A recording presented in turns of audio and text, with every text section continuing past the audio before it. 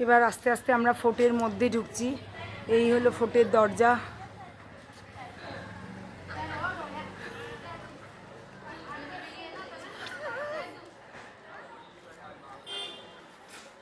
কি হলো, দুজনে মিলে আসতেই পারছো না নিচে থেকে?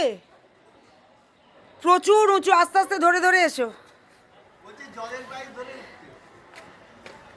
দেরি হবে কিন্তু, তাড়াতাড়ি।